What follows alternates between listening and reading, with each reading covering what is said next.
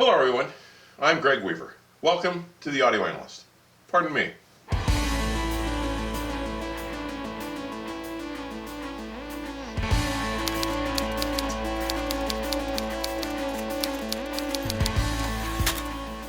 With the focus of the past few weeks having been on vinyl playback, I thought I'd take this opportunity to introduce, or for some of you, to reintroduce you to an amazing analog front end.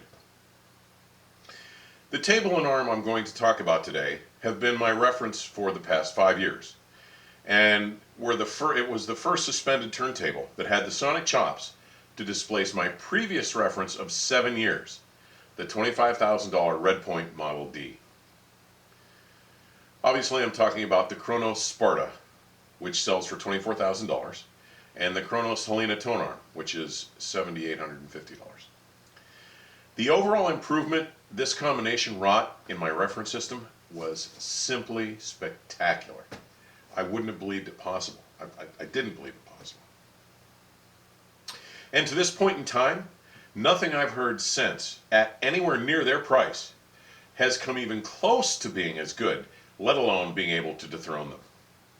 Now, the Sparta is essentially two complete turntables, each comprised of a skeletal metal-framed plinth fabricated of solid aluminum boards with phenolic inserts, one immediately above the other, hanging freely from the same patented four-post pillar suspension system used by the current Kronos flagship turntable, the Pro, occupying a space some 20 inches wide, 14 inches deep, and 11 inches tall, and weighing in at 70 pounds. Now, the Sparta shares the same bearing system as the $42,000 Kronos Pro. It's an inverted bearing design chosen to reduce contact in the rotational plane and to lessen torque-induced drag. And they are hand-lapped to offer tolerances to within 1/10,000th of an inch, which Kronos claims results in the lowest noise floor yet encountered in an audio turntable. A pair of Swiss-made Maxon brushless DC motors deliver quiet, smooth, linear power to both platters. The lower plinth's motor is mounted to its right, while the upper plinth's motor is mounted to its left. Now, this choice to set the motors opposed by 180 degrees was done deliberately to offset and equalize any oscillation produced by their own generated torque forces. Both plinths are suspended from 4 round corner towers that feature a central piston attached to a top cap fitted with elastic O-rings. Each corner tower hangs freely from this cap, affording unrestricted motion in both the horizontal and vertical planes, and each pillar is terminated with an adjustable footer. Thin, round 1mm diameter belts go around each rotor pulley and the outside perimeter of each respective platter, both of which are fabricated of multi-layered, multi-mineral composites topped by a carbon fiber mat. The result is two completely independent isolated turntables mounted at a fixed distance from one another on the same suspension, with identical platters and motors running in opposite direction at the same speed. Two control cables connect from the back of the bottom plinth to either the stock power supply controller, or in my case, the optional Sparta supercapacitor power supply. That lower plinth also includes an interchangeable mounting plate with single-ended RCA connections standard. Now, the factory power supply controller supplies DC voltage to the twin motors using a CPU-controlled, fully regulated Class A dual power supply, with its CPU controller receiving speed readings from the top platter via an optical sensor, and it uses that analysis as feedback to adjust and control the voltage of both motors in real time. The Sparta supercapacitor power supply, a $9,500 option, is derivative of the more complex $15,000 supercapacitor power supply 1 created for the original Kronos Pro, but it applies an intermediate stage between the AC and the supercapacitor banks, and it eschews the more complex processing of its predecessor. But there's no question that it absolutely takes the table to another level of performance. And you can see my print reviews of all these particular items online. I've included links to those written reviews in the comments section below the video.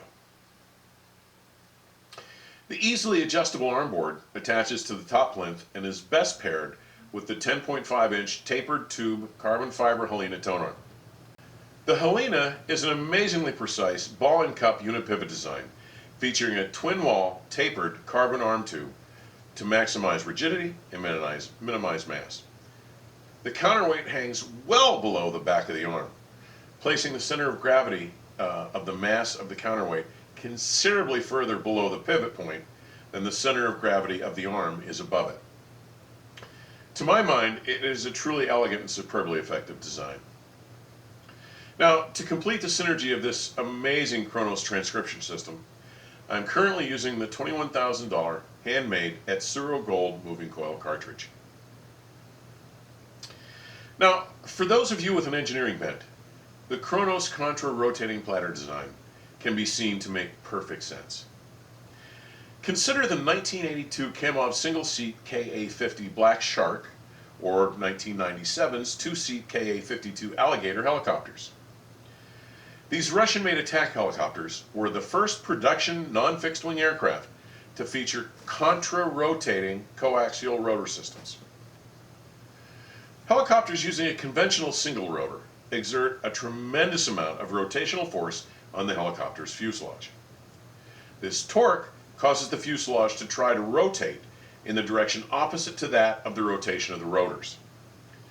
This results in the necessity for a second rotor, the anti-torque or tail rotor.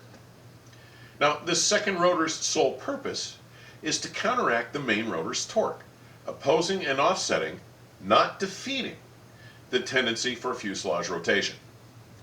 Now, employing a pair of rotors mounted one above the other on concentric shafts with the same axis of rotation, but turning in opposite directions, obviates the problem, as the opposing torque from each effectively cancels the other. So, by eliminating the need for the torque countering tail rotor required by all single rotor non-fixed wing aircraft, as much as 30% of the engine power can be recovered for the motor's main purpose, providing greater lift and maneuvering with no increase in weight or displacement. Now, on the greatly reduced scale of our turntable application, the elimination of that torque unloads the torsional forces that would otherwise be loaded in the turntable's suspension system, allowing for the unleashing of a wealth of fine detail, tonal purity, and resolution that are, in my experience, otherwise unobtainable. The Kamov helicopters allow a clear analog of the reduction of adverse energy that this two-platter contra-rotating turntable configuration affords. In our turntable model, the energy produced by the torsional forces of a typical single-platter suspended turntable manifests as a natural tendency of the sub-platter frame to rotate in sync with the platter. And although this rotation is controlled and absorbed by the suspension mechanism, that suspension then retains this much more highly energized state of equilibrium. With that in mind, the slightest vibration coming from the stylus as it transcribes the LP groove is echoed back to the stylus out of phase. This, according to Kronos, results in a blurring and distortion of the stereo image, in essence, permanently destroying critically musical information. Now, when the Sparta first arrived, given the availability of multiple inputs on the phono stages I had on hand, I had the perfect opportunity for direct comparison of the Sparta to my then reference analog setup, the Redpoint Model D. Now, for the first several days, the Redpoint was the clear winner, especially in terms of bass impact, pitch, and overall rhythm. Okay? All in all, not an uncommon result when comparing a well-run-in reference table to a cold, unrun-in table. But guys, once the Sparta had found its footing, everything improved, and I mean dramatically. Perhaps the easiest way to give you a sense of what the Sparta brings to the mix would be to say that it was as though a previously unnoticed veiling or smearing has been somehow circumvented. There is a surfeit of newfound clarity, focus, and specificity to instrumental voices, staging, and imaging cues. Low frequency performance, well, from the lowest, most subterranean output, like that found in the Poco Adagio from Camille Saint-Saëns Symphony No. 3, or 2049, the opening theme from the superb Hans Zimmer and Benjamin Wallfisch original motion picture soundtrack, Blade Runner 2049, offers considerably better defined pitch and more substantive weight, treating me to previously unrealized detail, dimension, and definition. And I'm happy to report that the benefit of this more authentically resolved pitch and impact don't stop with just the deepest bass. It runs broadband, up through the mid-bass, the power range, into the mid-range, and on into the topmost octaves of reproduction. Now, mid-range showed wholesale clarification and refinement that was spooky. Fundamental pitch and tonal color are more honest and faithful.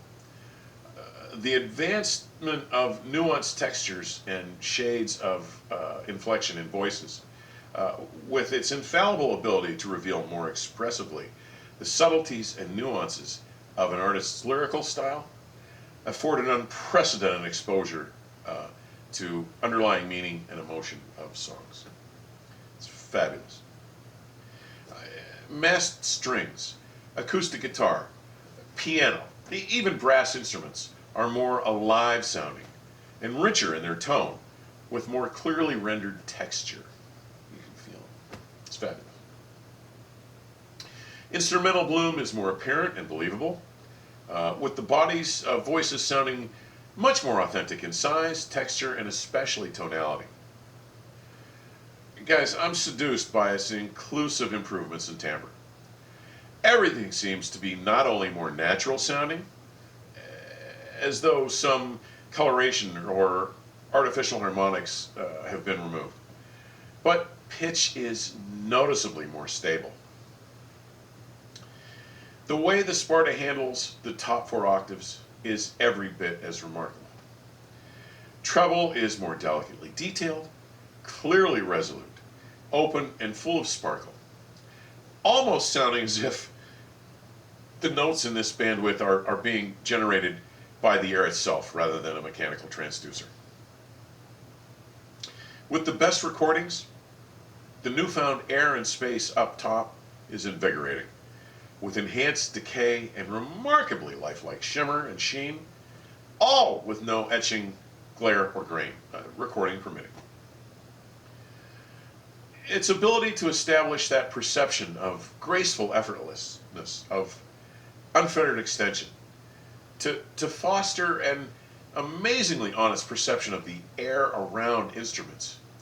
It allows them to be regenerated with that final measure of trailing ambience and decay more authentically than I hear from any of its competitors. Now, something seemingly unique to the Sparta's sonic signature in my experience emerged. Something that I can best describe as a deft agility. It seems to reconstruct fine detail and microdynamic events more accurately, sounding as if it is somehow faster and more coherent. It offers a clearer, more articulate, more incisive voice. With the Sparta, I hear more between, more clearly delineated space between instruments. More highly focused and concise images. More succinct fundamental tone. More faithful timbre. And richer, fuller, more authentic texture.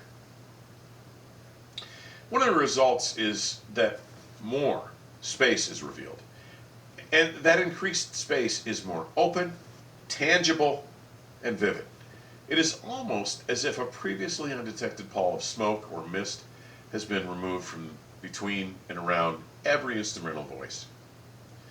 Spatial cues are more specific in location, more accessible, and clearly discernible, yielding an inexorable sense of space to the well-recorded performances, with notably enhanced image stability, constructing a more realistic, virtually tangible dimensionality to the entire presentation. Now, with Sparta, records I've been listening to for decades are given new dimension, increased focus, enhanced clarity, and more credible tonality. Guys, virtually every attribute seems somehow refined, more honed, brought into clearer focus, and more lucidly delineated. And it's most easily noted with dense or busy arrangements. Folks, I've been playing with turntables since my childhood, and I've been setting them up and modifying them since the early 1970s. Acoustic Signature, Acoustic Research, Basis, BIC, B&O, Brinkman, Clear Audio, Dual, Empire, Gerard, Lynn, Maple Knoll, Merrill, Michelle, Miracord, Music Hall, Oracle, Pioneer, Project, Rabco, Redpoint, Rega, Soda, TechDOS, Techniques, Thorns, Transcriptors, BPI, and probably another 24 I can't think of right now. But I gotta tell you, for the past 5 years, the Sparta has never failed to impress and handily bests all other comers.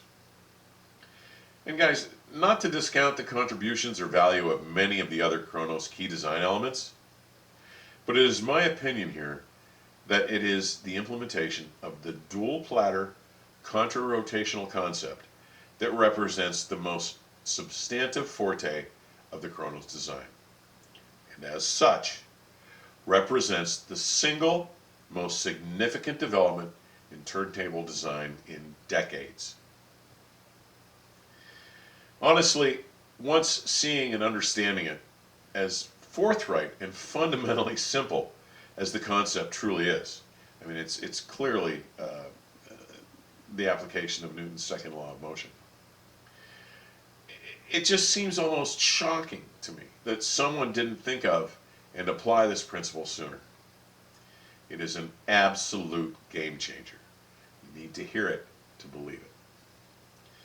And honestly, at this point, the only table I've heard that can obviously best the Sparta on a regular basis is the limited edition Kronos Pro.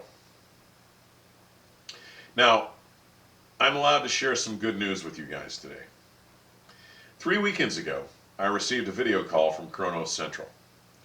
During that call, Louis was kind enough to share a sneak preview of a prototype of the new Kronos flagship model that should be in production by sometime in 2021. I can't get into it any more than that, and I gotta tell you, I cannot wait to get some time in front of this new hyper table.